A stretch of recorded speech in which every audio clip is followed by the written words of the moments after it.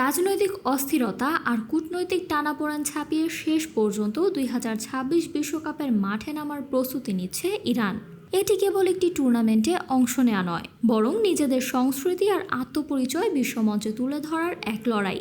নিউজিল্যান্ডের বিপক্ষে নিজেদের প্রথম ম্যাচের আগে ইরানের ফুটবলারদের চোখে মুখে এখন কেবলই জেতার স্বপ্ন, যেখানে মাঠের বাইরের সব বিতর্ক পেছনে ফেলে ফুটবলই হয়ে উঠেছে তাদের মূল ভাষা। বিগত কয়েক মাস ইরানের ফুটবলারদের জন্য ছিল এক কঠিন পরীক্ষা। সম্প্রতি কানাডায় অনুষ্ঠিত ফিফা কংগ্রেসে অংশ নিতে গিয়ে ইরানের ফুটবল ফেডারেশনের সভাপতি মেহদি তাজ ভিসা জটিলতায় পড়েন। ইসলামী বিপ্লবী গার্ড বাহিনীর সঙ্গে সংশ্লিষ্টতার অভিযোগে তাকে কানাডায় প্রবেশ করতে দেওয়া হয়নি।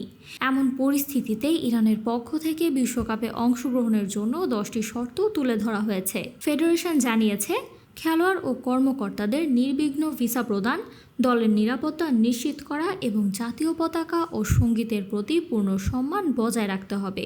বিশেষ করে সামরিক সংশ্লিষ্টতার কারণে কোনো খেলোয়াড় বা স্টাফ যেন ভিসা জটিলতায় না পড়ে, এ বিষয়েও তারা জোর দিয়েছে।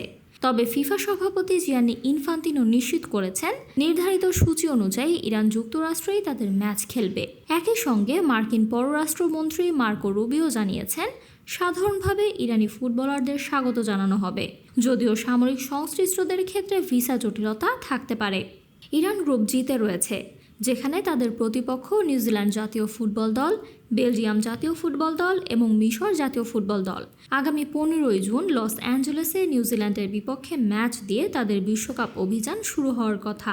সব শেষে বলা যায়, রাজনীতি, কূটনীতি আর যুদ্ধের উত্তেজনার মাঝেও ফুটবল আবারও দেখাচ্ছে তার আলাদা শক্তি।